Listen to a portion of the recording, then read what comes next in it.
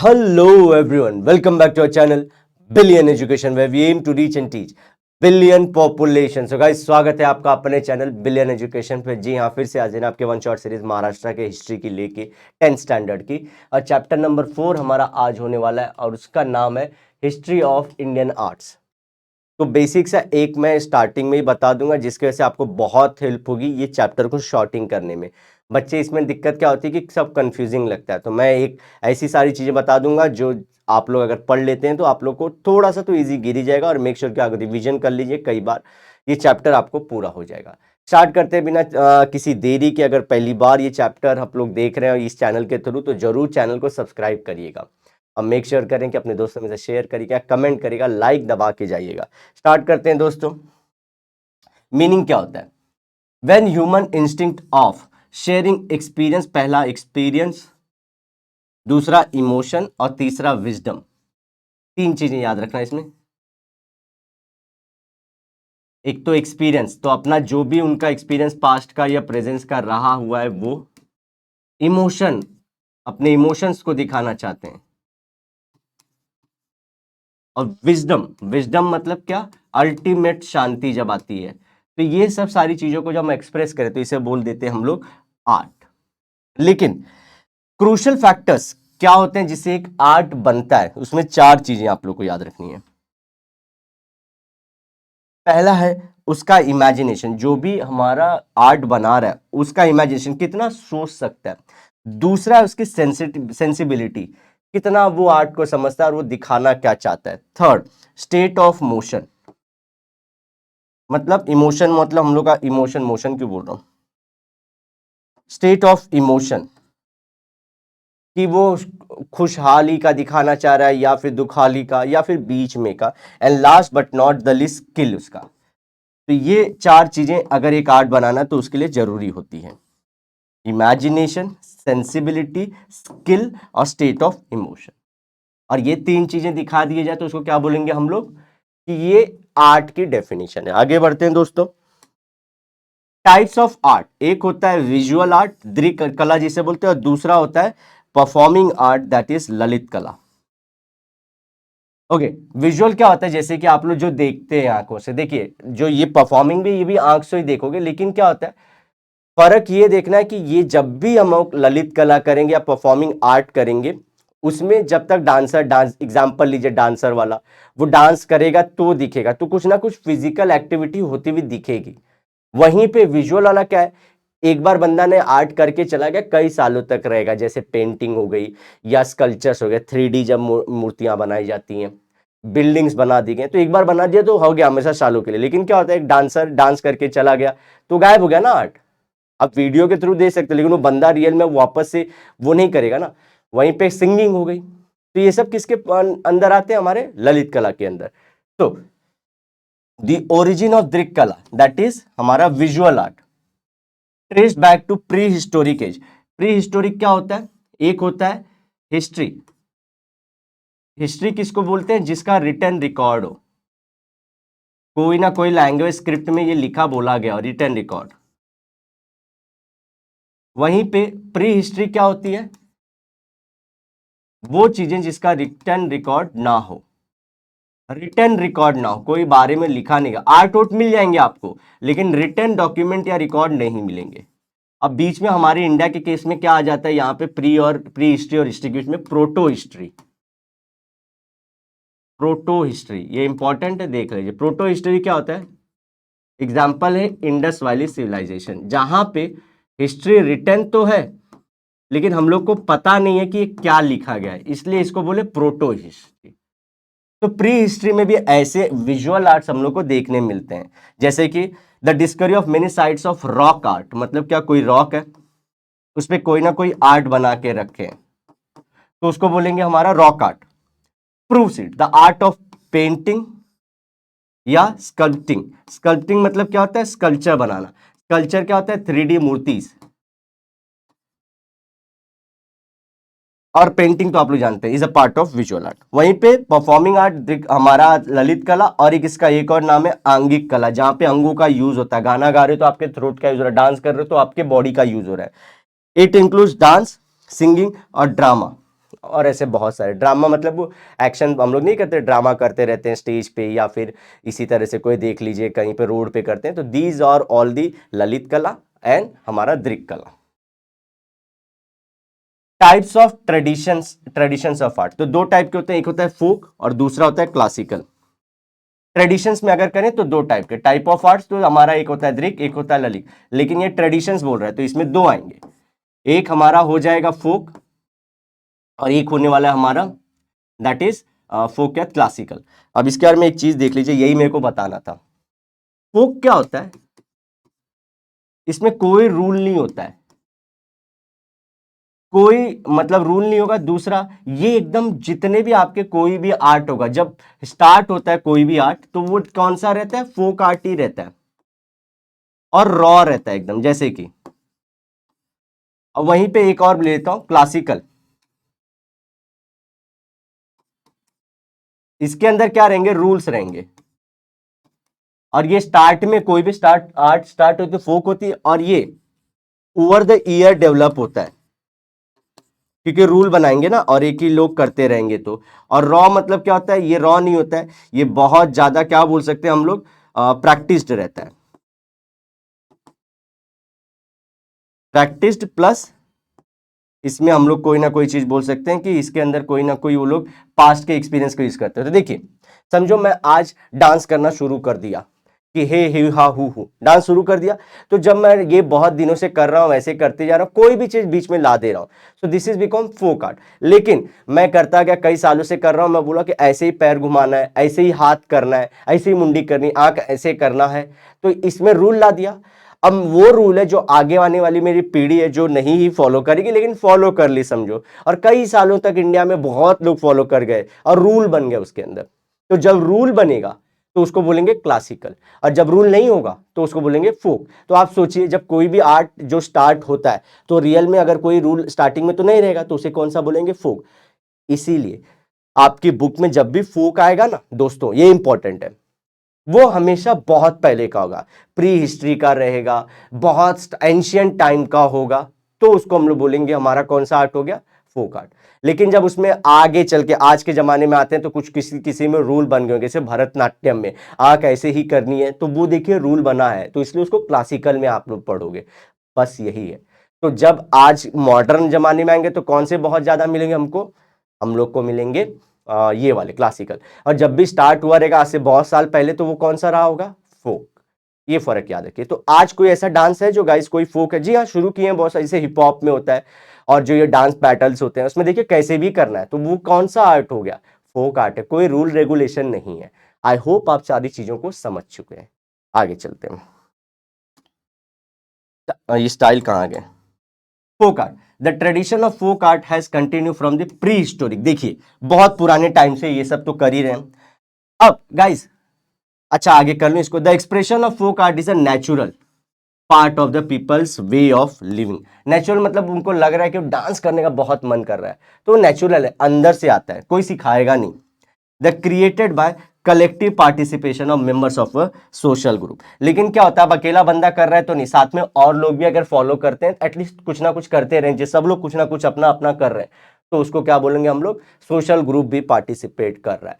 तो पहला pre historic time से, दूसरा नेचुरल इंस्टिंक्ट है, ये अंदर से आती है, और तीसरी चीज क्या है, सोशल ग्रुप भी परफॉर्म करता है। क्लासिकल, ये जो है हम जैसे कि बोला कंसिस्टेंट रूल्स होते हैं, स्टैब्लिश फ्रेम्स ऑफ रूल्स होते हैं, very long period of training चाहिए इनको to master any form of classical art. अगर आप क्लासिकल आर्ट कर रहे हैं जैसे भरतनाट्यम,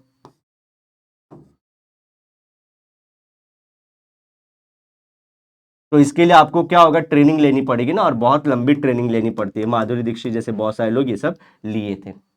आई होप आप समझ पा रहे हैं। अब क्या होगा गाइस, अब देखो आगे पेंटिंग आएगी, समझो एग्जांपल लेता हूं, आर्ट हम लोग डिस्कस करेंगे, तो पेंटिंग में दो आएगी हर बार, एक फोक और एक बार क्लासिकल। तो इसमें रूल, बिना रूल वाले कुछ होंगे और रूल वाले होंगे। फिर ले लेता हूं एग्जांपल में डांस, डांस में भी कैसा होगा, एक फोक होगा मतलब जो ओरिजिनल जिसमें रूल ना हो, लेकिन कुछ लोग परफॉर्म करते हो, और फिर रूल वाला आ जाएगा क्लासिकल, जिसमें क्लासिकल रहेंगे सभी में। ठीक है, इस तरह से आप हर जगह पाओगे, पेंटिंग हो गया, डांस हो गया, इवन आप सिंगिंग ले लो तो उसमें फोक, और अगेन बाद में उसके बाद कौन सा आएगा, क्लासिकल। चलो, स्टाइल इन आर्ट। अब कोई भी आर्ट में स्टाइल क्या होता है और ट्रेडिशन क्या होता है, देखिए every artist has his own art style. सबका एक अपना बोलते हैं ना एक्स फैक्टर होता है।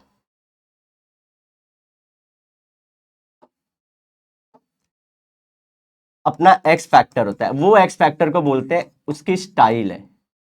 ठीक है, एक्स फैक्टर को क्या बोलते हैं, style. When style is repeatedly practice by many artist, देखिए यहां पे कंडीशन है many artist, for a long period time it becomes a tradition, such a tradition gets establishment as art style.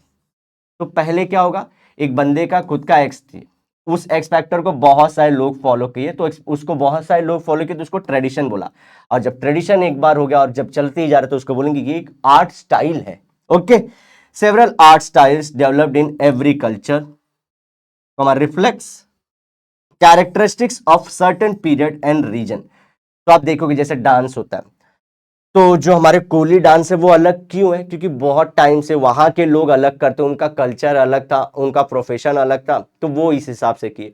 वहीं पे नॉर्थ में चले जाओ तो उनका कल्चर थोड़ा सा अलग था, यूपी बिहार में, और वो लोग जो थे अलग जोन में रह रहे हैं और अलग टाइम में वो लोग प्रैक्टिस किए थे, तो उनका स्टाइल अलग होगा। तो वही अलग अलग तरीके से जो डांस डांस तो सब लोग कर रहे हैं, सबकी अलग स्टाइल है। और स्टाइल में भी ऐसा नहीं कि मैं अकेला जैसे रोड पे नाचूं, तो आप लोग को अभी ये बात क्लियर हो चुकी है कि मैं ऐसे ही नाचने लगूं तो उसको आर्ट स्टाइल नहीं बोल देंगे। समझ रहे हो, आर्ट स्टाइल बोलने के लिए क्या होना चाहिए, एक बहुत सारे लोग करने चाहिए उस चीज को, और ट्रेडिशन बनेगा, ट्रेडिशन के बाद वो आर्ट स्टाइल बन जाएगी। चल, in the study of history, they help in the study of ये क्या हिस्ट्री की, क्यों, क्योंकि भरतनाट्यम क्या होता है, इसमें स्टोरी बोलते हैं, इसमें स्टोरी बताते हैं, लेकिन स्टोरी किसके थ्रू बता रहे हैं, डांस के थ्रू। तो हमारे पास्ट में जो बड़ी बड़ी महाकाव्य से महाभारत रामायण की स्टोरी बताते हैं डांस में, तो हमको वहां की हिस्ट्री पता चलती है। अब आता है painting.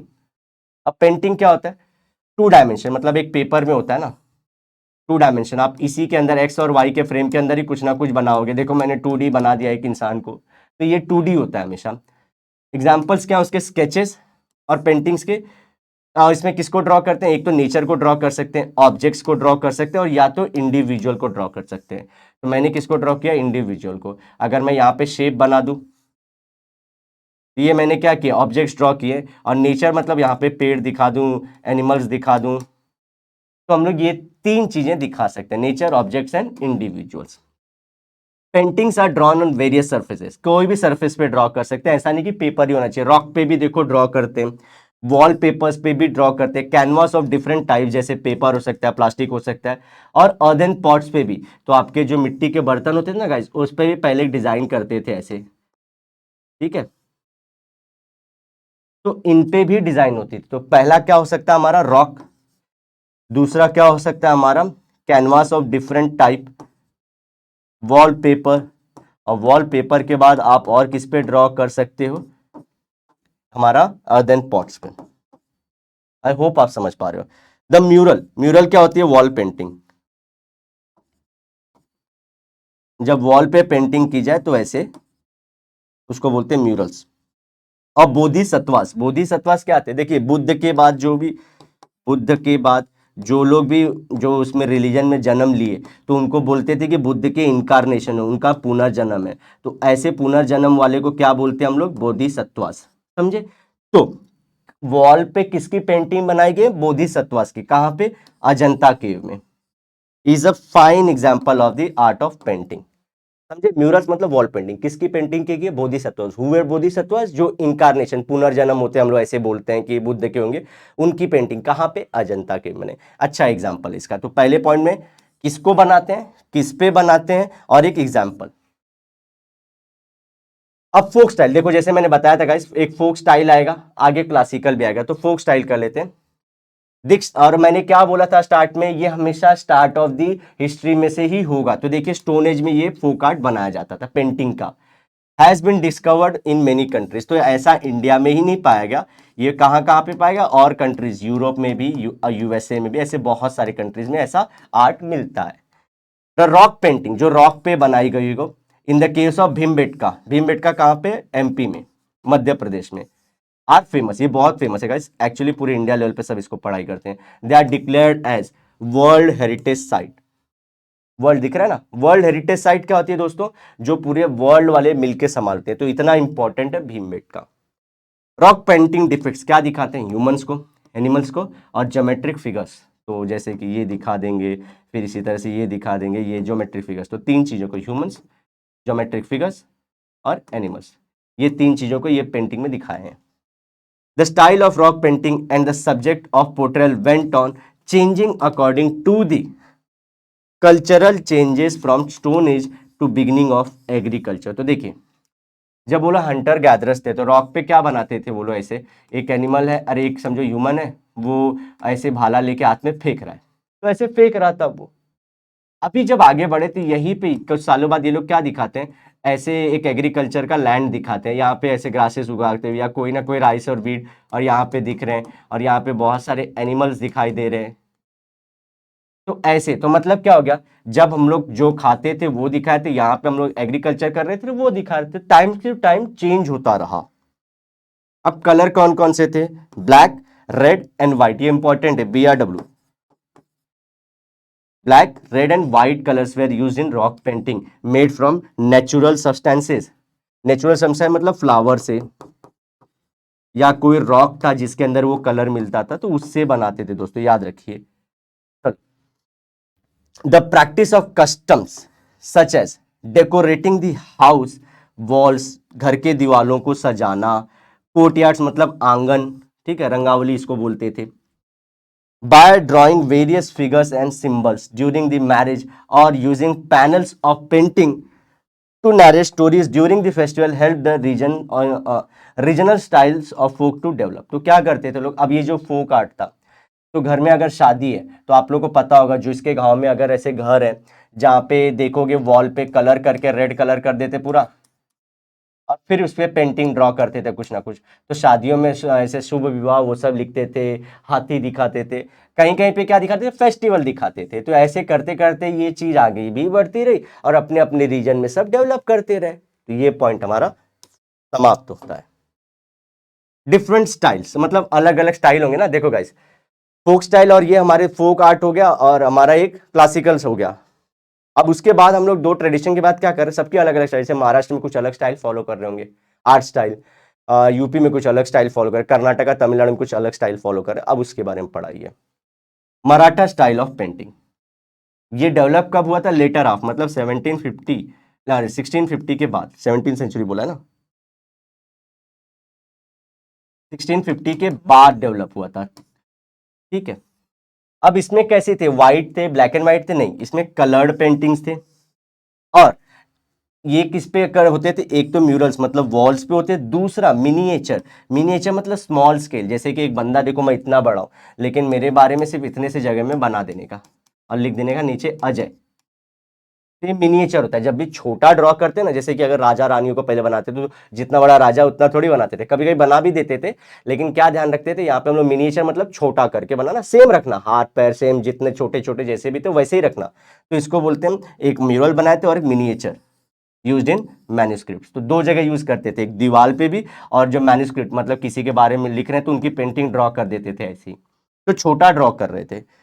This style was influenced by, तो ये ऐसे कंप्लीट प्योर नहीं था, देखो ये रॉ है, कहीं से भी कुछ भी ले सकते थे, तो राजपूत मतलब राजस्थान वालों से भी लिए थे, और यूरोपियन का भी इसके अंदर इन्फ्लुएंस था। तो मतलब खुद का तो था ही इनका, मराठी लोगों का, लेकिन साथ ही साथ राजपूत और यूरोपियंस का भी इसके अंदर इन्फ्लुएंस मिलता है। मतलब क्या, उनकी कुछ स्टाइल थोड़ी सी इसके अंदर भी आ गई। जैसे अगर वो लोग जो चीज़ें ड्रॉ करते थे, जैसे हम लोग अगर समझो कि शेप्स नहीं ड्रॉ करते, तो शेप्स वो लोग ड्रॉ करते थे, तो उनका वाला पार्ट हमने ले लिया।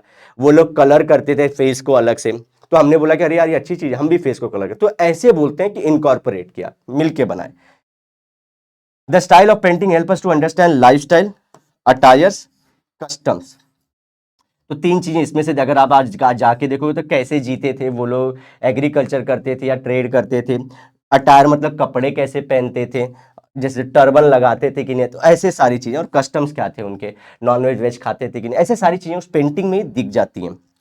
Murals of Maratha style can be seen in the old wadas, आप लोग को मालूम होना चाहिए कि वाड़ास क्या होते हैं।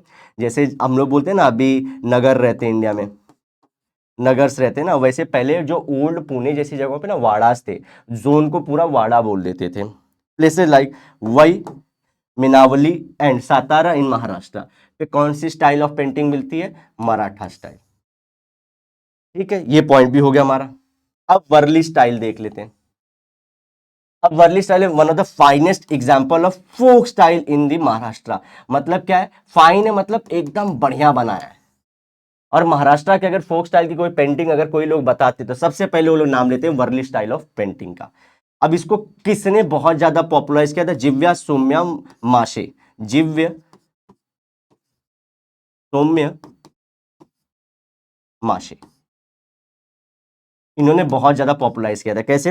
ही has been honoured with Padmashri in 2011 and many national and international awards. क्योंकि ये बंदे ने क्या किया था? वर्ली स्टाइल को हर जगह पॉपुलराइज किया था, इसको पब्लिश किया था, इसके इंपॉर्टेंस को लोगों तक पहुंचाया था।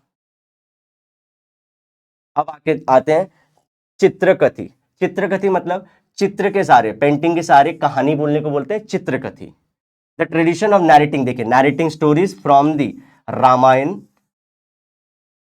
Mahabharat with the help of wooden puppets and paintings is known as the चित्रकथी और पिंगुल। याद रखिए एग्जाम में पिंगुल भी बोल देगा आपको। ठीक है, तो क्या करते हैं? वुडन पपेट्स भी, तो मतलब जो पपेट्स हैं जैसे मेल पपेट, जो कठपुतलियां बोलते हैं ना, वो बना के भी स्टोरी बताएंगे कि राम सीता का जो वनवास हुआ, फिर सीता को अगवा कर ले, ये सब। या महाभारत में अर्जुन की तीर चलाते हुए, तो ये सब दिखाएंगे। और वो प्ले कैसे दिखा सकते हैं? इधर पेंटिंग के थ्रू पूरा बताएंगे या तो फ्री वुडन पपेट के थ्रू। The tradition of Chitrakathi is mentioned in, अब कहां पे मेंशन्ड है? मनसोल्लास बुक है ये, इसके अंदर मेंशन किया written by the Chalukya king, मतलब चालुक्य किंगडम था, उसके जो किंग थे सोमेश्वरा इन दी 12th सेंचुरी सी, मतलब जीसस के बर्थ के 1200 साल बाद। बुक का नाम है मनसोल्लास। वो किंग कौन थे? सोमेश्वर। और कहा कौन से किंगडम के थे? चालुक्य के थे। और कौन से चीज के बारे में लिखा था? चित्रकथी के बारे में उसका मेंशन होता है कि इस is very fine art. The Thakur tribal community in the Konkan region, तो आप लोग को मालूम होना चाहिए महाराष्ट्र में 3 जोन है। यहाँ पे जो रहते हैं उनको बोलते हैं कोंकण, बीच वालों को मराठवाड़ा एंड इनको बोलते हैं हम लोग विदर्भ। तो ये कोंकण स्टाइल वाली कोंकण, तो यहाँ पे एक ट्राइबल कम्युनिटी हमारे बोल सकते हैं, जो ठाकुर कम्युनिटी है, ये लोग ये आर्ट ज्यादा परफॉर्म करते थे। Have preserve this tradition, they live in a village called Pinguli. तो पिंगुली विलेज में रहते थे, इसलिए आर्ट को और क्या बोलते हैं? पिंगुल। ठीक है दोस्तों, hence it is called the Pingul tradition. सब एक ही के नाम है। It is drawn on the paper and painted with the colours made from the natural substances. तो पेपर पे इसमें इसके अंदर क्या करते हैं ये बता रहे, पिंगुल के अंदर हम लोग पेपर के ऊपर कलर सब्सटेंसेस यूज करके इसको हम लोग ड्रॉ करते हैं। They are preserved carefully and passed on from one generation to another. तो ये जो पेपर है उसको अच्छे से बचा के रखते हैं, प्लस आर्ट को भी बताते हैं अपने बच्चों को, फिर वो अपने बच्चों को, तो बहुत जनरेशन से पास हो रहा है। लेकिन अब दिक्कत सोचिए, the artist and the government are trying to preserve this tradition which is on the verge of extinction। मतलब ये जो आर्ट है गाइस, सॉरी टू से, अब इंडिया में गायब हो रहा है। इसके जो लोग हैं करने वाले कम हो चुके हैं और खरीदने वाले लोग भी कम हो चुके हैं, इसलिए इसको प्रिजर्व करने की कोशिश की जा रही है। अब क्लासिकल स्टाइल ऑफ पेंटिंग, मतलब यहाँ पे रूल्स होंगे, आप ऐसे ही नहीं ड्रॉ कर सकते। The ancient Indian texts have explained various aspects of art in great detail। बहुत ज्यादा डिटेल में हर एक चीज क्या होता है, देखो यहाँ पे आप लोग को बताया जाएगा कि इसका इंपॉर्टेंस क्या है। They are altogether 64 arts mentioned in these texts। तो क्लासिकल का एक और मतलब क्या होता है दोस्तों? क्लासिकल उसको ही बोलते हैं जो बहुत ओल्ड हो और बहुत सालों से फॉलो होता रहा है, and that to be with the rules. तो ऐसे 64 आर्ट्स पेंटिंग के मेंशन किए गए हैं। Out of these paintings, out of them painting is mentioned as आलेख्यम और आलेख्य विद्या। इसमें क्या बोलते हैं पेंटिंग्स को हम लोग? आलेख्यम। आलेख बनाना मालूम है, ग्राफ बोलते हैं आलेख, तो बोलते हैं आलेख्यम। ये it is said to have 6 main aspect. शदांग, शदांग मतलब 6 अंग होते हैं, 6 अंग, इसलिए शदांगे बोला। पहला क्या होता है? रूप भेद, दूसरा प्रमाण, तीसरा भाव, चौथा लावण्य, फिर हमारा पांचवा होता है सदृश्यता, and last but not the least वर्णिका भंग। ये 6 पार्ट होते हैं। रूप भेद क्या होता है? डिफरेंट शेप एंड फॉर्म्स, जो जैसा शेप है उसको वैसा ही दिखाइए। आप एग्जांपल में लीजिए एलिफेंट को, एलिफेंट का पेट बड़ा होता है, पैर अलग अलग होते हैं, वैसा ही शेप दिखाई जैसा शेप होता है। अब उसके टेल की जगह पे लायन का टेल मत लगाइए। दूसरा प्रमाण, proportionate depiction of various features of an image. अब मालूम पड़ा हाथी का सर छोटा दिखा तो बॉडी बहुत बड़ी दिखा दी, तो प्रपोर्शन बरोबर नहीं। जितना प्रपोर्शन होना चाहिए प्रपोर्शन में रखो। और शेप मतलब क्या? अब उसका जो पूंछ है वो हम लोग अगर एग्जांपल है, मेरे को भी अच्छे से पता नहीं है, तो उसको ऐसा करके और यहाँ पे ऐसे ऐसे कर दे रहे हैं, तो ये इसका शेप एंड साइज नहीं था ना, फॉर्म नहीं बरोबर है। भाव, एक्सप्रेशन मतलब गुस्से वाला हाथी है या बोलते हैं ना गणपति टाइप का खुशनुमा हाथी है। लावण्य योजना क्या होता है? एस्थेटिक, मतलब उसका ब्यूटी मेंटेन करिए, जो भी ब्यूटी हो उसको मेंटेन करिए।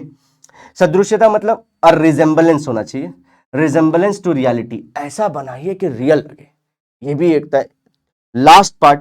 अच्छा अगर नहीं लग रहा है तो उसके अंदर अगर समझो रियलिटी नहीं नजर आ रही तो मतलब उसके अंदर सदृश्यता वाला पार्ट नहीं है। भाव नहीं दिखाया गया, एक्सप्रेशन नहीं दिखाया गया, मतलब बोलेंगे कि उसमें भाव नहीं है।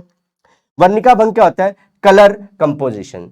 तो जैसे कलर मालूम पड़ा हाथी को हम लोग एलिफेंट को दिखाए हैं अपने बोल सकते हैं व्हाइट कलर से, तो चलो इंद्र का तो था भी, इससे अलावा ले ले पर्पल कलर के हाथी नहीं थे ना बस, तो या ऑरेंज कलर के हाथी, येलो कलर के हाथी। तो अगर समझो कलर बरोबर नहीं किया गया है तो उसके अंदर कौन सा पार्ट मिसिंग है? वर्णिका भंग। तो ये हमारा खत्म होता है क्लासिकल स्टाइल। अब आएंगे examples. Miniature painting in manuscripts, ये पहले भी पढ़े थे आप लोग। मिनिएचर मतलब कोई मैन्युस्क्रिप्ट मतलब कुछ लिख रहे हैं और यहाँ पे एक छोटा सा पेंटिंग ड्रॉ कर दिया, तो इसको बोलते हैं miniature. Miniature painting show Persian influence. तो इंडिया में जो क्लासिकल वाला है जो छोटा ड्रॉ करते हैं, इसमें पर्शियन, पर्शियन मतलब ये इंडिया है, इसमें बाजू में पाकिस्तान है, यहाँ अफगानिस्तान, और यहाँ पे हमारा ईरान है। ईरान को और क्या बोलते हैं हम लोग? पर्शिया। तो इसका जो आर्ट है, इसके आर्ट बनाने का तरीका जो है थोड़ा सा हम लोग क्लासिकल वाले में थोड़ा सा इनकॉर्पोरेट किए हैं। अब डेक्कन मिनिएचर मतलब साउथ इंडिया वाला, यहाँ पे अगर हम लोग ड्रॉ कर रहे हैं डेक्कन तो ये हमारे ये वाला जोन में, तो यहाँ पे क्या होता है मिनिएचर स्टाइल में was developed under the patronage of Deccan सल्तनत। तो डेक्कन सल्तनत आदिल शाही, निजाम शाही ये सब थे ना, उनके पैट्रोन मतलब उनके राजपाट के अंदर ये वाला पार्ट डेवलप किया गया था, ये आर्ट फॉर्म डेवलप किया गया था। और द मुगल मिनिएचर मतलब हमारे नॉर्थ इंडिया में ये लोग was a blend, also blend of Indian and Persian style. तो देखो यहाँ से ईरान से नजदीक ऊपर वाले पार्ट में ही वहां के ट्रैवलर्स आएंगे ना, तो इसलिए देखो दिमाग लगाओ कि पर्शियन वाला इन्फ्लुएंस कहाँ पे रहेगा? नॉर्थ वाले पार्ट में, मुगल एम्पायर के अंदर में। That's a geography with the history. Welcome to our channel. अगर मजा आ रहा है तो लाइक ठोको, ठीक है।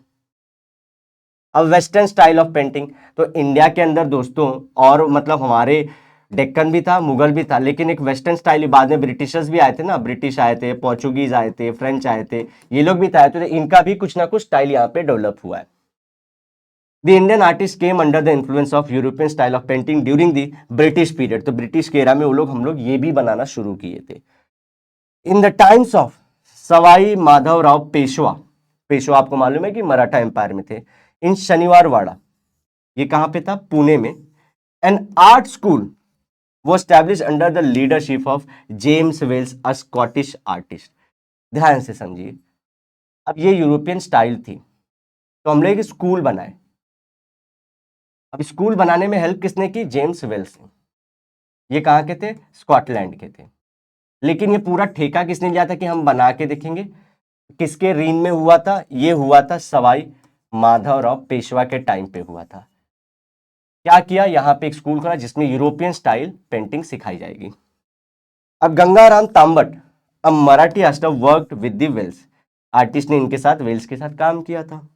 सम ऑफ हिज ड्राइंग आर होना चाहिए preserved in the Yale centre of British art of Yale university. तो येल यूनिवर्सिटी में एक सेंटर है, उनका डिपार्टमेंट है जहाँ पे पुराने पेंटिंग्स को प्रिजर्व करते हैं। तो ये जो गंगाराम तांबट थे, इनकी पेंटिंग को यहाँ पे रखा गया था। और ये किसके साथ काम किए थे? जेम्स वेल्स के साथ किए थे। जेम्स वेल्स ने किसके साथ किसके रीन में ये डेवलप किया था? उन्होंने कौन सा ऐसा राजा था जिसने महाराष्ट्र में ये स्कूल खुलवाया था? वो थे माधवराव पेशवा, दैट इज सवाई माधवराव पेशवा। कहाँ पे? पुणे के अंदर, शनिवार वाड़ा के अंदर। ठीक है, कौन सा style? European style. JJ School of Arts and Industry was established in 1857, offer courses in European style of painting. आप आज भी जाओगे तो JJ स्कूल में ये कोर्स अवेलेबल है। तो ये आज वाला हो गया प्रेजेंट का। Pestonjee Bomanjee made replicas of Ajanta painting.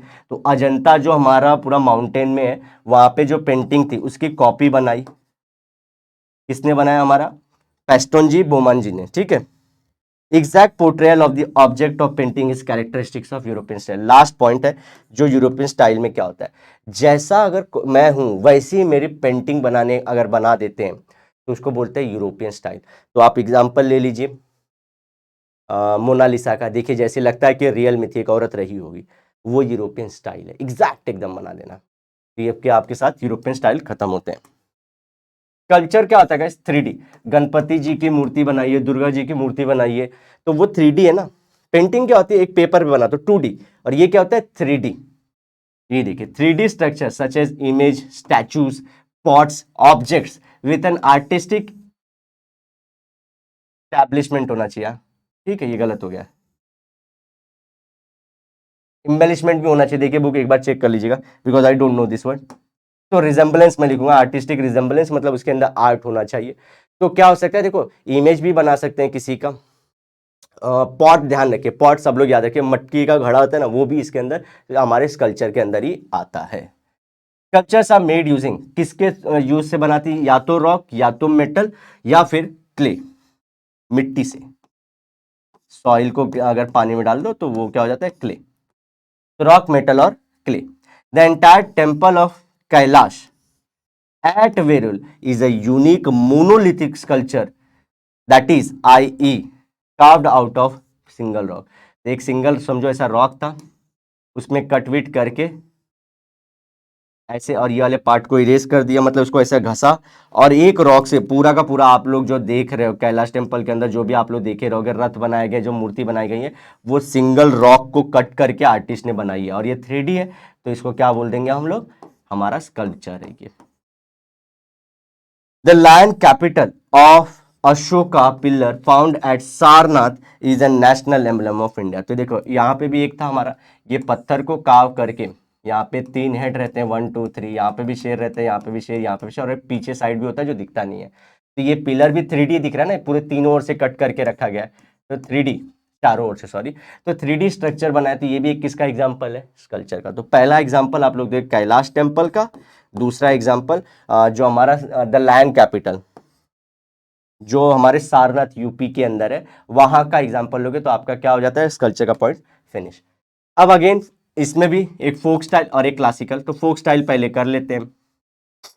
Carving tools मतलब जिससे कट करते हैं, of stone can be said to be the beginning of cultural art. अब देखिए टूल्स आउट ऑफ दी हमारा स्टोन। तो पहला 3D क्या बनाए थे? तो बड़े बड़े समझो इतना बड़ा रॉक था, जमीन पे पटका, उसके चिप्स निकले, चिप्स मतलब पतला पतला पत्थर। अब उसको क्या किया? ऐसा पत्थर निकला था, उसको मैंने एकदम क्या किया? शार्प किया, और ये शेप दे दिया, और इसमें क्या लगा दिया? ऐसा एक लकड़ी लगा दी। तो ये क्या दिख रहा है अपने को? एरो। और जिससे हम लोग क्या कर सकते थे?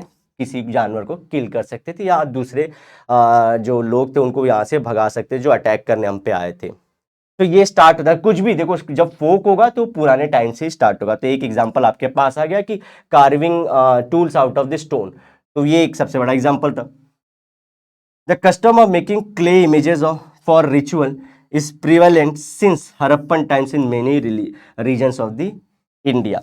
अब ये समझो, आप पाकिस्तान में अगर देखोगे तो पाकिस्तान के बहुत सारे जोन में प्लस इंडिया के बहुत सारे जोन में क्या था? इंडस वैली सिविलाइजेशन की सिटीज थी। वहां पे जब जमीन खोद के निकालेगा इस, तो बहुत सारे क्ले के टॉयज थे। तो क्ले के टॉयज सच में थे। मंकी है जो रोप से नीचे आता है, ऐसा एक मंकी बनाए थे जो रोप से नीचे आता है, तो वैसा एक क्ले का आर्ट था। फिर कार्ट बनाए थे क्ले से। ऐसे फेस्टिवल के टाइम से बहुत सारे जो गॉड्स थे उनको बनाते थे और उनकी पूजा करते थे। तो ये हम लोग देख रहे हैं, एक तो स्टोन से टूल बना, दूसरा क्ले से हम लोग एग्जाम्पल देख रहे हैं कि बहुत सारे इमेजेस बनाते थे फेस्टिवल्स के टाइम पे या रिलीजियस पर्पस के लिए इंडस वैली सिविलाइजेशन में।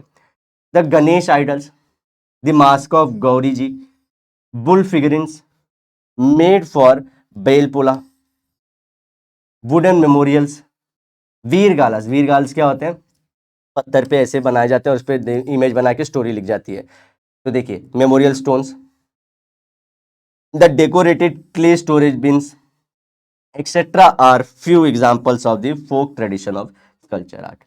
तो बुल के हम लोग देख रहे हो, बुल फिगरिंग्स मतलब क्या होते हैं, बैल का फिगर बनाना। तो मैंने यहाँ पे कार्ट का बता ही दिया था आप लोग को, ठीक है। दूसरा आप देख सकते हो कि मास्क ऑफ भगवान लोग का नाम लिखना, तो गणेश जी का आइडल बनाना, गौरी जी का mask banana.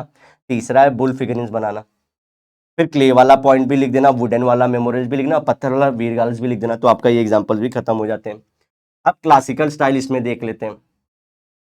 The tradition of Indian cultural art is more than 5000 year old. It started at making of seals of stone and bronze statues. Bronze statues किसका था आप जानते हो? The dancing girl. Actually copper से बनाया हुआ, copper से बनाया हुआ ये एक स्कल्पचर है, 3D है। ये कौन से टाइम का है dancing girl? Indus valley civilisation में। तो सील्स बनाना मतलब क्या होता था, जैसे आप लोग अभी देखते हो ना मुअर रहती है, प्लस बताने के लिए ये हमारी कंपनी का। तो इंडस वैली सिविलाइजेशन में पत्थर के सील्स बनाए जाते थे, उस पर ऐसे कार्विंग की जाती थी। ये सब सील्स बनाते थे। तो एक तो वो, और हमारा मेटल से बना हुआ मैंने एग्जांपल दे दिया। ये सब क्या बहुत सालों से हमारे इंडिया में चले आ रहे हैं। The tradition of stone sculptures of larger size began in the Mauryan period with the Ashoka pillars. अब क्या होता था, आप धीरे धीरे देखो, बहुत बड़ी, ये तो छोटे छोटे ना इंडस वैली, हम लोग को लगता है सोचते डांसिंग गर्ल बहुत बड़ी है, डांसिंग गर्ल से रियल में इतनी सी है। लेकिन बड़ा बड़ा स्ट्रक्चर कब बनाना, जो पिलर है जो आप देखोगे अशोकन पिलर बहुत बड़ा बनाएंगे। ये जो पिलर्स का जो हमारा जो सबसे बड़ा स्ट्रक्चर बनाएगा वो अशोकन पिलर्स में स्टार्ट हुआ था मौर्यन एम्पायर में। तो मौर्य का एक सबसे फेमस राजा कौन था? अशोक। तो उनके पीरियड में स्टार्ट हुआ था। द सांची स्तूपा, ये स्तूपा किसके लिए होता है? बुद्धिज्म के लिए होता है। स्तूपा क्या होता है? ऐसे ही जैसे रहता है, यहाँ पे एक डोम शेप का यहाँ पे रहता है और इसके अंदर सब लोग जाके बहुत सारी चीज मतलब जो वर्शिप होता है वो करते रहते हैं। Was erected during the rule of emperor Ashok. तो पहला अशोक का खुद का जो बिग साइज स्ट्रक्चर था होता अशोकन का पिलर्स, दैट लैंड कैपिटल बोल सकते हैं। दूसरा हमारा जो एग्जांपल आता है Sanchi stupa, again it is situated in the Madhya Pradesh. तो सांची स्तूपा अगेन किसका एग्जांपल होता है? हमारा स्कल्पचर का, 3D है ना। The stupa at Borobudur in Indonesia, built during the 8th to 9th century, is the largest stupa in the world। तो पूरे वर्ल्ड का सबसे बड़ा स्तूपा कहाँ पे हमारा? ये जो हमारी जगह थी इंडोनेशिया में, Borobudur. It was declared as world heritage site by the UNESCO in 1991। तो इतना इंपॉर्टेंट है कि पूरे वर्ल्ड के लिए गिफ्ट है, तो इसको क्या बोले? वर्ल्ड हेरिटेज साइट कर देते। कहाँ पे? बोरोबुदुर, बहुत है दूर, इंडोनेशिया के अंदर। ठीक है दोस्तों, चलो आगे बढ़ते हैं। इंडियन आइकोनोग्राफी, आइकोनोग्राफी मतलब आइकॉन बनाना, मतलब मेरे जैसे लोग को बना देना, मतलब मेरी जैसे कुछ मूर्ति बनाना, तो उसको बोलते हैं आइकोनो। इवन मैं ह्यूमन का एग्जांपल ले रहा हूँ, गॉड्स का भी एग्जांपल ले सकते हैं। आइकोनोग्राफी क्या होता है? Is a branch of knowledge associated with everything about making images of gods and goddesses. तो मैंने वही बताया था, जैसे कि गॉड एंड गॉडेसेस जो रिलीजन से रिलेटेड उसकी जब मूर्ति बनाई तो उनको बोलेंगे आइकोनोग्राफी। अब गांधारा स्कूल ऑफ आर्ट, अब ये हमारा फिर से इंडिया है।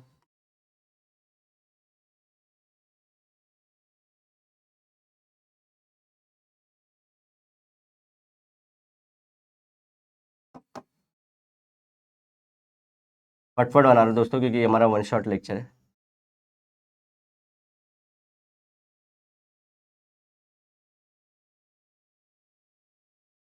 ओके, तो यहाँ पे देखो दोस्तों, थोड़ा सा यहाँ कर लेते हैं।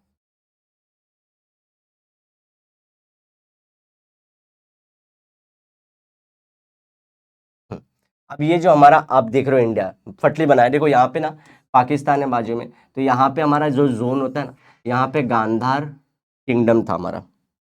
महाजनपद था, गांधार, ठीक है, किंगडम था या महाजनपदा था। अब यहाँ पे क्या थे गाइस, जो फॉरेन से लोग आते थे ना बहुत अटैक करते थे, यहीं पे रह भी जाते थे, तो अब धीरे धीरे अब रह रहे हैं तो अपना आर्ट भी करते थे। तो गांधार आर्ट क्या होता है, जो हमारे यहाँ पे इंडिया वाला चीज था वो भी, और बहुत ज्यादा जो फॉरेन का इन्फ्लुएंस था उससे जो आर्ट बनी उसको बोले गांधार आर्ट।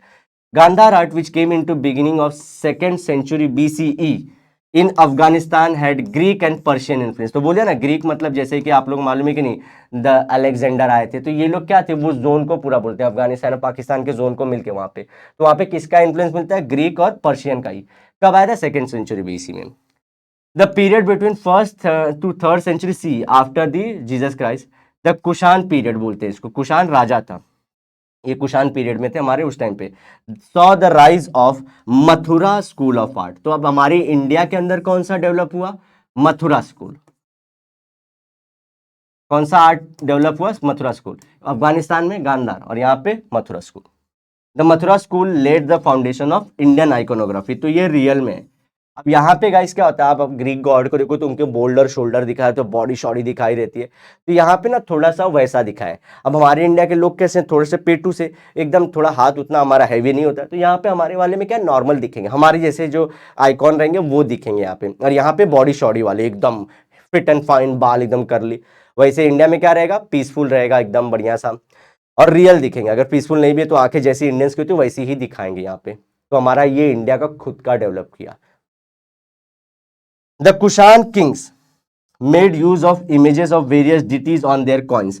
तो उनके कॉइन्स के ऊपर बहुत सारे हमारे इंडियन गॉड का फिगर बनाए हुए थे। The iconography the iconography rules and standards were formulated during the periods of Gupta empire. तो गुप्ता एम्पायर क्या थे गाइस, इन्हीं के बाद जो हमारे सब गुप्ता आए थे कुषाण पीरियड के बाद ही। कनिष्क एक कुषाण मतलब कुषाण पीरियड, कनिष्क का आप लोग नाम सुने रहोगे, ये आए थे चाइना से, लेकिन ये इन्होंने अपना राजपाट इंडिया में किया, और यही इंडिया के ऊपर इंडियन गॉड्स का जो इमेज था वो बनाते थे कॉइन्स पे। तो कनिष्क जैसे कि हमारे मौर्यन एम्पायर तक, तो कनिष्क भी एक पीरियड, अरे कुषाण भी एक पीरियड था जिसके अंदर कनिष्क एक वन ऑफ द फेमस राजा था।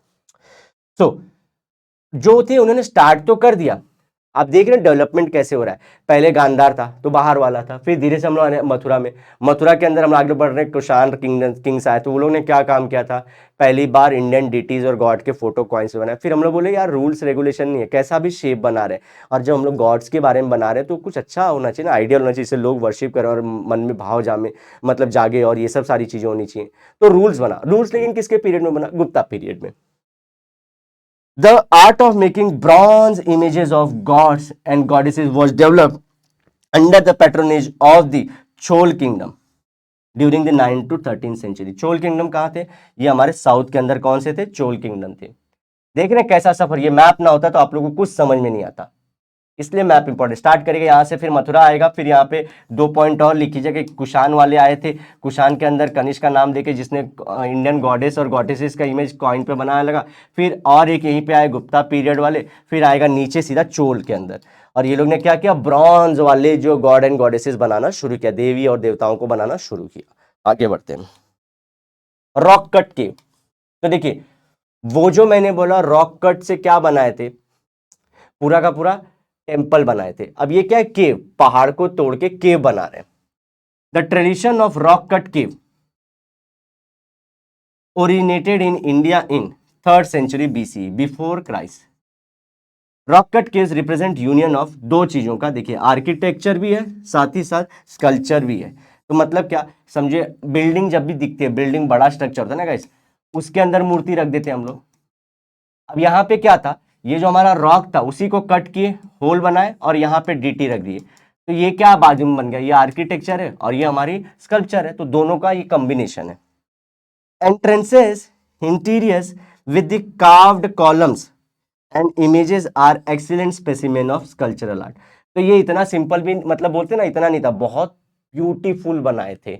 आपके बुक में ये इमेजेस दिए गए, just to complete your syllabus I could not pick those images, otherwise it would have been more better if I could have brought those images. तो क्या किए, अंदर आप जाओगे ना गाइस तो ऐसे एंट्रेंस है, यहाँ पे पिलर्स बना दिए गए हैं, ये सब पहाड़ के अंदर है गाइस, माउंटेन के अंदर दिखेगा नहीं है बाहर से, ऐसे पिलर्स है, और यहाँ पे बुद्ध की अगर जो बोल रहे हैं यहाँ पे मूर्ति रखी हुई है, ये सब एक रॉक को कट करके अंदर अंदर ही बना दिया गया। सोचिए कितना ब्यूटीफुल है हमारा Bharat. The rock cut caves at again Ajanta and Verul in the Maharashtra were declared as again world heritage site, क्योंकि बहुत चुंबेश्वरी आर्ट्स थे। 1980 रॉक कट की हमारा खत्म होता है। टेम्पल आर्किटेक्चर, अब देखो गाइस टेम्पल्स बनाना इंपॉर्टेंट है। The temple and architecture began to develop around 4th century CE during Gupta period. तो गुप्ता पीरियड में ये लोग जो थे गाइस, देखो टेम्पल इंडिया में बहुत पहले से बन रहे थे। ये नहीं बोलना है हम लोग को कि गुप्ता जो पीरियड है वहां पे स्टार्ट हुआ। गुप्ता पीरियड के दौरान क्या हुआ, बहुत जो आप जो बड़े बड़े मंदिर देखते हो ना टेम्पल, वो बनना शुरू हुए एकदम डेफिनेट वाले। तो वैसे जो स्ट्रक्चर थे ब्यूटीफुल वाले, जहाँ पे बहुत सारा सोना चांदी रखा जाता था, ह्यूज स्ट्रक्चर, और जहाँ पे अच्छी अच्छी मूर्तियां रखने वाली, तो ये सब सारी चीजें कब हुई, गुप्ता पीरियड में। Temples only had a sanctum sanctorum and a veranda with the 4 column. Starting में सैंक्टम सैंक्टोरम क्या होता है, जहाँ पे मूर्ति बैठाते ना उनकी ऊपर वाली ये पूरी जगह को बोलते हैं हमारा सैंक्टम सैंक्टोरम। आजकल की मूर्ति हमारे कैसे रहते हैं, साइड से दिखाऊं तो आपको, जो टेम्पल रहते हैं,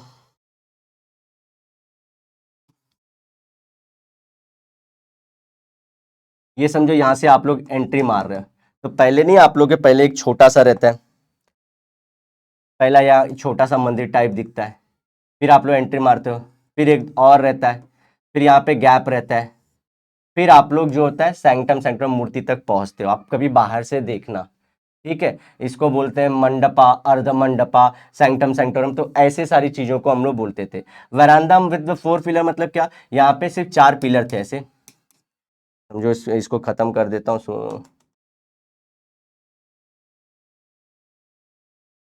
अभी कर देता हूँ, देखते हो कैसा था। समझो यहाँ पे 4 छोटे छोटे पिलर्स हैं, ये स्क्वायर शेप का एक, समझो ऐसा है। तो मैं 3D बना रहा हूँ इसलिए इसको ऐसे रेक्टेंगुलर दिखा दिया, या पैरेललोग्राम जैसा है। तो यहाँ पे 4 ऐसे पिलर्स रहते थे, और यहाँ पे बीच में मूर्ति को बिठाया जाता था। ऐसे घर टाइप बनाए थे, और इसके अंदर आइडल रखते थे। तो सिंपल सा था, सैंक्टम सैंक्टोरम और 4 पिलर, ये वेरांडा है पूरा जोन, ठीक है। Okay, the magnificent composition of the Kailash temple at Verul. तो अजंता एक आता है और एक कैलाश टेम्पल आता है।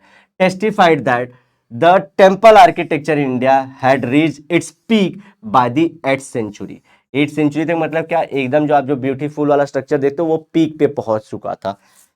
The medieval period various styles of temple architecture had developed in the India. The style of temple architecture are identified by the style of the tower, that is shikhara. तो अगर आप लोग देखे रहोगे, the Nagara style in the north and Dravida style of south. तो देखो यहाँ पे क्या होता है बता देता हूँ।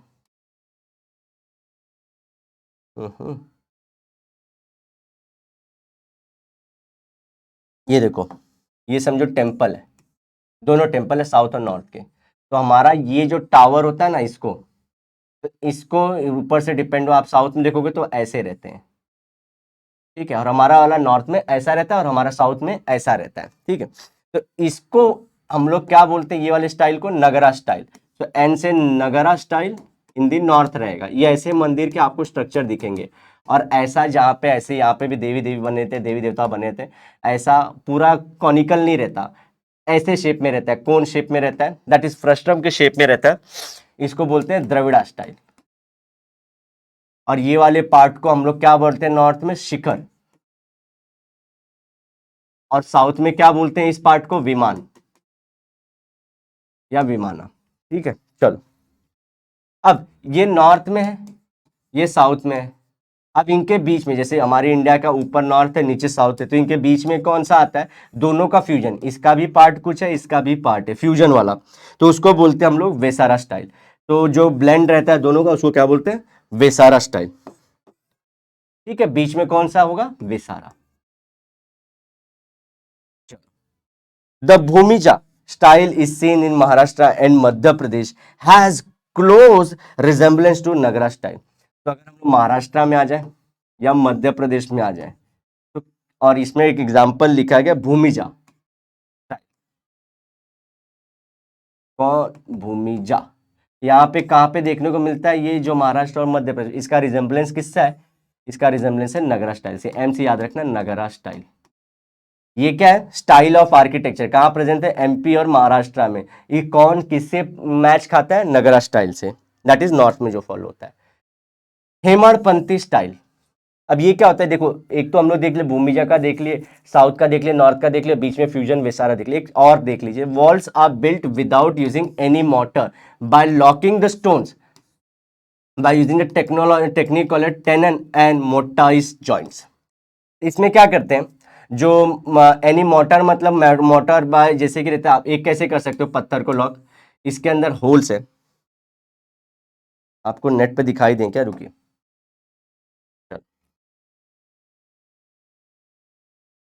ये समझो ये ऐसा एक लॉक है, तो इसके अंदर एक लॉक करके दूसरा पत्थर इस शेप का रहेगा।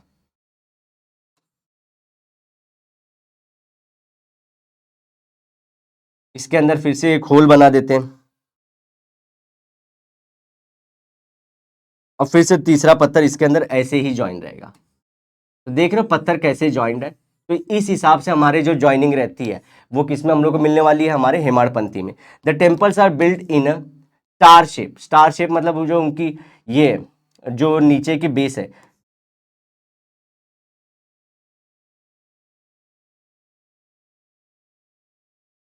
और इसके ऊपर पूरा का पूरा ऐसा टेम्पल खड़ा रहेगा, आपको मिलेगा, ठीक है।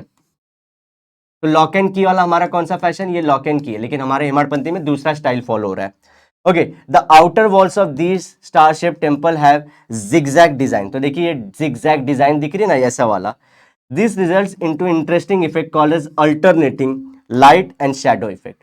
तो देखो अगर धूप गिरती है तो इस पे धूप गिरेगी तो ये छांव, धूप छांव, धूप छांव, धूप छांव, धूप छांव। तो एक पे लाइट गिरेगी दूसरा छांव पे रहेगा, एक पे लाइट दूसरा मतलब एक में लाइट रहेगी एक दूसरे में नहीं रहेगी। तो लाइट एंड शैडो वाला फिर से बताता हूं, हेमाड़पंथी स्टाइल, इसमें कौन सा पैटर्न देखने को मिलता है, जिगजैग पैटर्न दिखाई देता है। ये टेम्पल कैसे रहते हैं, स्टार शेप के, ये ऊपर कैसे रहेगा, ये स्टार शेप का दिखाई देता है। ओके, और इसमें कौन से हम लोग को जॉइंट्स दिखाए थे, टेनन एंड मोटाइज। इसको मैं सर्च ही कर देता हूं, रुको, ये आप लोग को मिल जाएगा।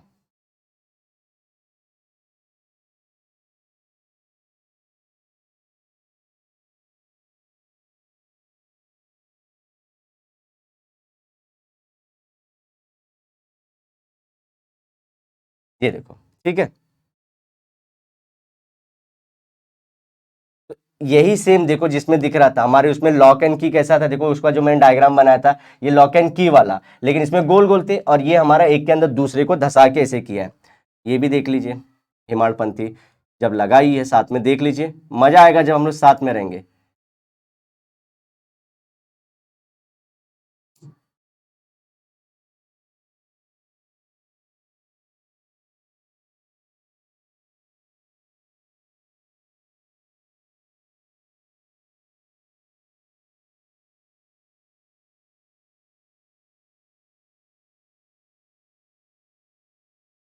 मिस बहुत सारे आ गए, टेम्पल डालना पड़ेगा।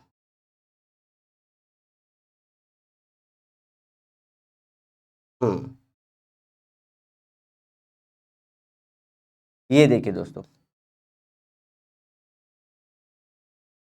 ये इमेज है हमारे हेमाड़पंथी का, ये देखो ये कैसे स्टार शेप का बना, देखो यहाँ पे, ये देख रहे हैं यहाँ पे। ओके, इस पे नहीं ड्रॉ कर सकते, तो ये देखिए जिगजैग जिगजैग दिखाई दे रहा है आप लोग को ये, और नीचे ये देखिए यहाँ पे एक साइड लाइट आएगी एक साइड लाइट नहीं आएगी।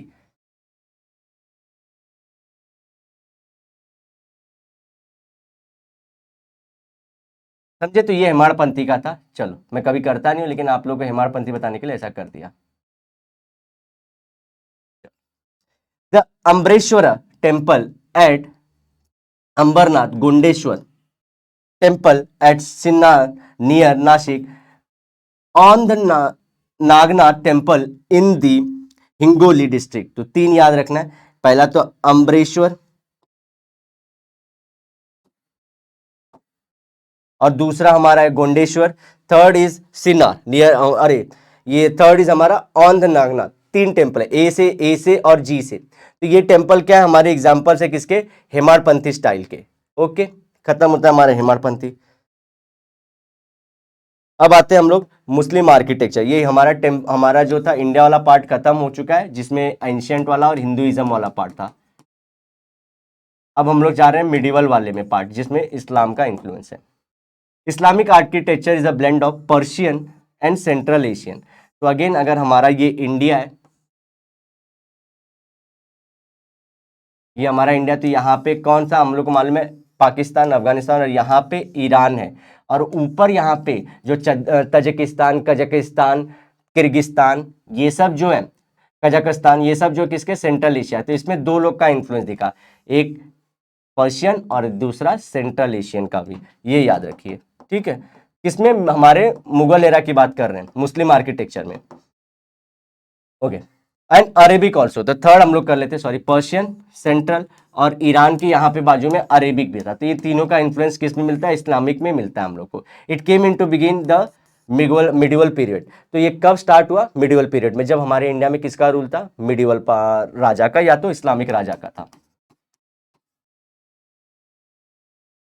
The Qutub Minar, Taj Mahal and Gol Gumbaz are the world famous examples of Islamic architecture. तो पहला इन्फ्लुएंस किसका था, Persian, central Asian and Arabic world, जिसमें सऊदी अरेबिया, इराक का नाम आता है। Example, Taj Mahal, Qutub Minar in Delhi, Taj Mahal in Agra, और गोल गुम्बज का हमारे किसका एग्जाम्पल्स होते हैं, इस्लामिक आर्किटेक्चर। यूनेस्को ने ताजमहल एंड कुतुब मीनार को कैसे क्या डिक्लेयर कर दिया, वर्ल्ड हेरिटेज साइट। जैसे कि हमारे अजंता एंड कैलाश टेम्पल्स को जो है उसको अनाउंस किया था, सेम इसको भी अनाउंस किया हुआ है। कुतुब मीनार एट मेहरौली, अगेन दिल्ली के अंदर, is the highest minaret in the world.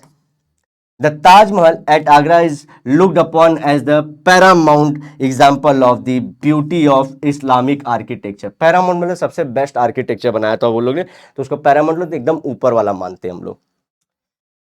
Goal Gumbaz at Bijapur is famous for its echo which can be heard many times। मतलब क्या, आप एक बार आवाज लगते तो आवाज गूंजती ही रहती है। ओके, तो ये हमारे तीनों की अपने अपने खासियत हो गए। कुतुब मीनार मीनार टाइप है, ऊपर ऊपर ऊपर जाता है। ताजमहल पैरामाउंट है इस्लामिक आर्किटेक्चर का। और गोल गुंबज में क्या होता है, एक बार बोले तो कई बार आवाज सुनाई देगा। तो आपके 3 पॉइंट्स यहाँ पे से अपने आप बनते। पहले तो उनका नाम मेंशन करो, फिर यूनेस्को की साइट में करो, फिर उनकी खासियत बना दो, ठीक है। इन्फ्लुएंस बता दोगे तो चौथा पॉइंट भी हो गया। Indo Gothic architecture. Indo Gothic क्या होता है, गोथिक मतलब ब्रिटिश का इन्फ्लुएंस रहेगा, ब्रिटिश भी, या फिर बोल दें यूरोपियन का जो मिक्स करेंगे हम लोग। तो इंडियन प्लस यूरोपियन को बोलते हैं Indo Gothic architecture. Style of architecture emerged in India during the British period. Muslim architecture of the Islamic architecture of India, नहीं ये उसी का पॉइंट आ गया, तो ये नहीं। Next, the building of Chhatrapati Shivaji Maharaj railway terminus at Mumbai, CS, Chhatrapati Shivaji Maharaj terminus, CSMT, ये इसका example is finest example of the Indo Gothic architecture, जिसमें इंडियन का भी इन्फ्लुएंस है प्लस ब्रिटिश वाले आर्ट का भी इन्फ्लुएंस है। During this period many buildings were constructed having this type of architecture like churches, government offices. देखो हम लोग को कोलाबा में दिखाई देता है, महाराष्ट्र में, मुंबई के अंदर। Residence of top officials and railway station, ये सब जगह, जैसे शिमला में आज भी जाओगे देखो वहां पे दिखाई देते हैं। तो 4 जगहों पे चर्च, मुंबई में अगेन फेमस है, रेलवे स्टेशन सेकेंड हो गया, थर्ड टॉप ऑफिशियल्स के घर, ये हमारा हो गया। और इसी तरह से जो गवर्नमेंट हमारे थे, गवर्नमेंट ऑफिसर्स के जो बिल्डिंग्स थी, ऑफिसेज थे, वो इसका चौथा एग्जाम्पल हो जाते हैं। इंडो गोथिक, इंडिया ब्रिटेन का इन्फ्लुएंस है। दूसरा, इसमें क्या करना है हम लोग को, जो सबसे fine example Chhatrapati Shivaji Maharaj terminus is the finest example. Okay, और ये हम लोग को मालूम भी होना चाहिए क्या है, वर्ल्ड हेरिटेज साइट भी है। अब Indian type performing arts. Performing arts मतलब आप लोग को ललित कला के बारे में बताया जा रहा है। चलिए आगे बढ़ते हैं। ललित कला, different types of folk tradition in the form of folk songs, folk dance, folk instrumental music, folk theatre exist in the different parts of India. तो देखो पहले वहां पे भी सॉन्ग डांस एंड ये ड्रामा बोला था, सेम वहीं से folk song, folk dance, folk theatre, एक पॉइंट ऐड करना, फोक इंस्ट्रूमेंटल म्यूजिक प्लेइंग, ठीक है, ये वाला आ जाएगा। The developed as integral part of religious festivals and social life. अब ये क्या है, ये अलग से कैसे आ गए, जैसे कि यहाँ पे क्या है, ये रिलीजन को साथ ही साथ सोशल लाइफ को दोनों को जोड़ के दिखाते हैं। ठीक है, ये जब भी आप देखोगे ये आएगा तो ये किसका हमारा एग्जाम्पल है, एक तो रिलीजन भी दिखेगा इसमें, सोशल लाइफ भी दिखेगा और ये आर्ट आपको दिख जाएगा। ठीक है, चलो नेक्स्ट करते हैं। Maharashtra has varied tradition of folk art. Like Maharashtra में कौन कौन से हैं, एक तो कोली डांस हो गया, Tarpa dance, Dashavatar of the Konkan, Powada, kirtan and जगर गोंडल। ये सब किसके एग्जाम्पल है, हमारे फोक आर्ट के। लेकिन कौन से फोक आर्ट, परफॉर्मिंग आर्ट, ललित कला, ओके, आंगिक कला बोलते हैं। दृक मतलब विजुअल वाला, वो हो चुका है हमारा। चल आगे बढ़ते हैं दोस्तों। थिएटर, जहां पे ड्रामा होगा। द टेक्स्ट ऑफ नाट्य शास्त्र, नाट्य मतलब नाटक करना, उसी को ड्रामा बोलते हैं। तो नाट्य शास्त्र by Bharat Muni is suppose to be the earliest one. सबसे पुराना हम लोग को यहीं पे मिलता है कि ये भी होता था।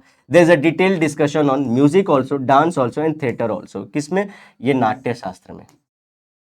9 rasas as moods are fundamental in Indian performing arts. 9 mood होने चाहिए, जैसे कि आपके पास दुख सुख, हंसना रोना गाना, ये सब 9 रस होते हैं, ये होना आपके पास जरूरी है अगर आप परफॉर्मिंग आर्ट परफॉर्म कर रहे हैं। Music and singing, there are 2 main branches. सच में सबको मालूम होना चाहिए, 2 क्लासिकल म्यूजिक के ब्रांच हैं, एक हिंदुस्तानी और दूसरा है कार्नेटिक। यही 2 हैं जो क्लासिकल आर्ट है, मतलब पुराने और जिनके अंदर रूल्स हैं। Classical and semi classical. Semi classical क्या होता है, फ्यूजन होता है, किसी का मिक्स वर्जन होता है। The semi classical include many styles of folk music. तो सेमी क्लासिकल में क्या, तो रूल्स तो वाले पार्ट थे ही, क्लासिकल वाले भी थे, लेकिन साथ में साथ या तो फॉरेन वाले आर्ट्स का कुछ पार्ट होगा या फिर फोक वाले आर्ट का कुछ पार्ट होगा, जिससे ये क्या हो जाएगा हमारा सेमी क्लासिकल।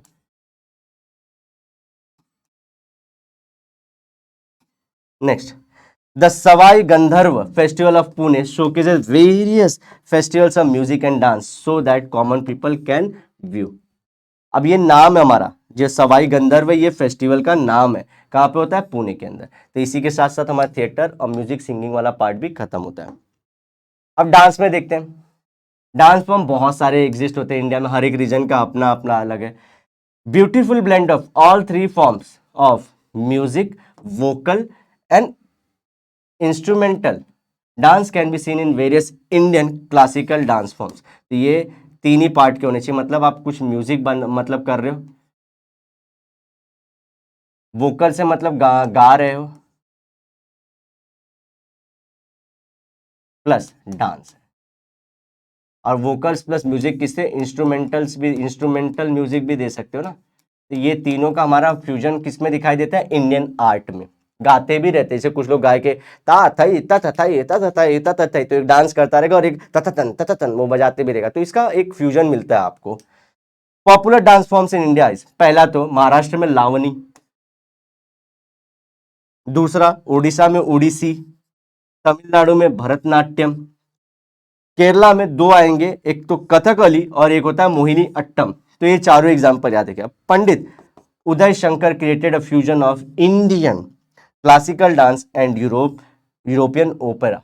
तो मतलब ओपेरा क्या होता है, सिंगिंग होता है ना, वहाँ पे वो चिल्लाते रहते हो, वैसे जो बहुत दूर तक एकदम चिल्लाती रहती हैं, उसका और क्लासिकल डांस फॉर्म को दोनों को मिक्स करके एक बढ़िया सा फ्यूजन बनाया था। किसने, हमारे पंडित उदय शंकर ने। Arts, applied arts, professional opportunities, ये सब करना है। आर्ट्स, अप्लाइड आर्ट्स मतलब उसमें जॉब और कौन से पैसे मिल सकते हैं, प्रोफेशनल अपॉर्चुनिटी मतलब कहाँ कहाँ पे आप पैसे कमा सकते हैं। Need for experts in art history to work in the field of journalism. हर जगह आप हर एक चैप्टर में पढ़ोगे, जर्नलिज्म में जरूरत पड़ती है। अगर कोई आर्ट के बारे में लिख रहा है तो उसको हिस्ट्री पता होनी चाहिए कि वो आर्ट की हिस्ट्री क्या थी। To decide the exact value of an art and to ensure that it is genuine. कुछ कुछ क्या होती है, मोनालिसा की फेक पेंटिंग भी आती है, तो जो बंदा हिस्ट्री जानता है और बहुत बारीकी जानता है वही जानता होगा कि कौन सी रियल कौन सी fake. To work towards the management and preservation of the cultural heritage. अब जिस बंदे को हिस्ट्री पता है कि ये चीज़ें कभी बन नहीं सकती वापस, वही लोगों को प्रेशराइज और मोटिवेट करे कि भाई बचा के रखो, ये चीज़ें गायब हो जाएंगी। तो ये बचाने के लिए भी बहुत जरूरी है हमारे कल्चरल हेरिटेज को, to work as a guide in cultural tourism. तो समझो कोई इंडिया के टेम्पल्स को या इस्लामिक आर्किटेक्चर को या मिडिवल पीरियड के आर्किटेक्चर को देखना चाहता है, तो जिसको नॉलेज होगा वही घुमा पाएगा ना। ये चीज हो गई। To work in museums, archives, management and libraries.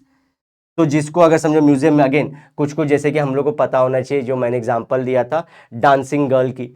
अब किसी को लगा कि अरे ये क्या ही है, लेकिन जब ऑलरेडी हिस्ट्री जानने वाला बंदा जाने कि भाई ये 5000 साल पहले की कहानी की, उस टाइम पे लोग ऐसे बनाते थे, देखो इसने गहने भी बनाए हैं, इसको देखो वो जो बोलते हैं लड़के पोनी करते हैं तो वैसा वो गुंदड़ के लड़की के ऊपर बनाया गया है। तो जिसको पसंद होगा वही ये सब बताएगा, करेगा, लोगों को बता पाएगा इंटरटेनिंग तरीके से। To work as a researcher and technical expert in the archaeological research. Archaeological research मतलब क्या होता है, जो पुरानी दबी कुछ ही चीजें होती हैं उनको निकालने में। मालूम पड़ा मेरे साथ कोई बंदा गया खोद काट के पूरा जो नीचे मैं खोदता गया, मालूम पड़ा एक मिट्टी का बहुत इंपॉर्टेंट कोई 3D स्ट्रक्चर था, स्कल्पचर, मैंने तोड़ दिया। अब मेरे को हिस्ट्री पता नहीं थी, कोई बुक मैंने पढ़ी नहीं थी कि बुक में वो जगह के बारे में बताया था कि देख भाई अगर ये हमारा हड़प्पा है तो वहाँ के अंदर बहुत सारी चीज़ें, एंशियंट सिटी दबी पड़ी है, आराम से खुदाई करना, थोड़ा थोड़ा सा लेके स्कैपुला टाइप का ही खुदाई करना, क्या मालूम कुछ इंपॉर्टेंट मिल जाए। तो जो हिस्ट्री जानता होगा वही ये सब सारी चीज़ कर पाएगा। तो ये नीड फॉर एक्सपर्ट क्यों जरूरी होती है। दूसरा, applied art. The visual and performing arts are primarily looked upon as the means of entertainment for people. तो मजा आता है लोगों को दोनों आर्ट से, विजुअल से भी और परफॉर्मिंग से भी। Artistic creation is combined with utilitarian purpose to make it economically viable. Artist का देखो आर्ट तो दिखना ही चाहिए कि भरतनाट्यम कोई कर रहा है, कोई पेंटिंग ड्रॉ करना है तो नो डाउट वो अपने इमोशंस को दिखाए, लेकिन यूटिलिटेरियन मतलब क्या, उसका जीवन यापन भी चलना चाहिए, उसकी लाइफ भी चलनी चाहिए, पैसा भी मिलना चाहिए उसको। ये दोनों के बीच में बैलेंस ही करना चाहिए, करना चाहिए। जैसे नहीं गोविंदा बोलते कि नचाए जा रहे हो नचाए जा रहे हो, तो आप लोग नचाए जा रहे हो लेकिन बेचारा जो बंदा नाच रहा है, बंदी नाच रही है, उसको पैसा ही नहीं मिल रहा है, तो वो कभी क्यों वो आर्ट परफॉर्म करेगा। तो देखिए चित्रगति का कोई मार्केट नहीं था, लोग खरीद नहीं रहे थे, इतने अवेयर नहीं थे, उसका मार्केट गायब हो रहा था। तो उसको आज गवर्नमेंट और उसके जो डेवलपर्स थे उनको जरूरत पड़ रही कि इसे प्रिजर्व करें, पिंगुली वाले आर्ट को। ठीक है, when the purpose of art becomes utilitarian it is called as applied art. तो जब भी आर्ट से पैसा मिलना शुरू हो जाए और लोगों के सर्वाइवल को भी जोड़ दिया जाए तो उसको कौन सा आर्ट बोलेंगे, उसको बोलेंगे applied art. Fields of applied art कौन कौन से हैं। अब ये सब फील्ड्स हैं जहाँ पे ये लोग की ज़रूरत पड़ती है, इसमें कुछ बताने की ज़रूरत नहीं। जैसे फोटोग्राफी की भी इसमें ज़रूरत पड़ेगी, और अगर आपको समझो कि कोई शादी कर रहा है, ग्रीटिंग कार्ड्स का बनाना है, तो समझिए कि वो टेंपल पे कोई करने वाला, तो मालूम पड़ा हाथ से बना के प्लीज़ दे दे यार। अगर अमीर अमीर है तो क्या ही करेगा, किसी आर्टिस्ट को बुलवा के बनवा लेगा। कि इस बोलते हैं डेस्टिनेशन वेडिंग, तो उस जगह पे अगर टेंपल में कर रहे हैं तो उसकी आर्टिस्टिक वैल्यू कराने वाले होंगे। कपड़े बोलेंगे कि हम लोग को ऐसे कपड़े भी दे दो, तो ये बहुत सारी जगहों पे ज़रूरत पड़ेगी। अब फिल्म एंड टेलीविजन मतलब क्या, समझो कोई माइथोलॉजिकल स्टोरी बन रही, जैसे कि देखो आप लोग का वो पिक्चर आ रहा है, कोई तो है रामायण करके कोई आ रही, जिसमें देखिए जो हनुमान जी का इंटरप्रिटेशन है, जो दिखाने का तरीका गलत था तो लोगों को पसंद नहीं आया, तो वो बात देखिए उसको हिस्टोरिकल नॉलेज नहीं था। अदरवाइज जिसको हिस्टोरिकल नॉलेज होगा तो कपड़े 3D इफेक्ट डालते हुए, एनिमेशन करते हुए वो ऐसा करेगा ताकि उस टाइम का एरा के बारे में लोगों को पता भी चले और जेन्युइननेस रहे, ट्रुथ रहे उसके अंदर। तो जिसको ये आर्ट के बारे में पता रहेगा, जिसको उनके कलर्स पेंटिंग्स के बारे में पता होगा, या उनके जो 3D ये पहनते थे कानों में, या फिर जो उनका तरीका था जो पता होगा, वही ये सब कर पाएगा। तो ये अप्लाइड आर्ट्स में हमारे फील्ड्स हो गए। ट्रेनिंग इंस्टीट्यूट, कहाँ कहाँ पे आपको ट्रेनिंग मिले, there are few institution in India which impart technical and occupational training. Technical मतलब क्या, अगर आपको कुछ छोटी बारीक चीज़ें जाननी है, और ऑक्यूपेशनल मतलब आपको उस चीज़ से जॉब मिलेगी, ऐसे दोनों की ट्रेनिंग देते हैं। National Institute of Design in Ahmedabad and J college of art in Mumbai are well known institutes in the India. यहाँ पे एडमिशन पाने के लिए लोग लाइन लगाते हैं। आपको पता है कि नहीं, जो एक हमारे जस्ट नील थिंक करके यूट्यूबर हैं, वो इसी जे कॉलेज से थे। तो देखिए वो उनका आर्टिस्टिक क्रिएशन कितना अच्छा, बंदे ने बहुत ज़्यादा ग्रो कर लिया था, अच्छा खासा इंटरटेनिंग थे। तो आपको अगर टेक्निकली और ऑपरेशनल से मतलब ऑक्यूपेशनल रिलेटेड भी आपको कुछ जानना है तो आपको ये सब कॉलेज में एडमिशन लेना चाहिए। चलो दोस्तों, तो ये चैप्टर खत्म होता है। बीच में थोड़ा सा हिमाड़पंथी में वो मेरे को जो बोलते हैं ना, जो आप लोगों को लॉक एंड की से थोड़ा सा, क्योंकि लॉक एंड की होता है थोड़ा सा ऐसा बंद कर दिया, लॉक एंड की वैसा हो जाता है, लेकिन हम लोग देखें कि वहाँ पे जॉइंट वाला स्ट्रक्चर था, तो वो होपफुली आपको अच्छा गया है। सॉरी अगर वहाँ पे कुछ आप लोग को थोड़ी दिक्कत हुई रही, otherwise I have try to keep it smooth. Please video को पसंद करिएगा, एक बार और देख लीजिएगा, और ज़रूरत पड़ेगी तो मैं एक बार और बता दूंगा। अगर वीडियो अच्छी लगी हो तो वीडियो को लाइक सब्सक्राइब जरूर करिएगा, चैनल को सब्सक्राइब करिएगा, इसे अपने दोस्तों में शेयर करिएगा। Till then bye bye, have a nice day ahead, सायोनारा, लेकिन वादे के साथ जरूर मिलेंगे दोबारा दोस्तों, जरूर मिलेंगे, बाय।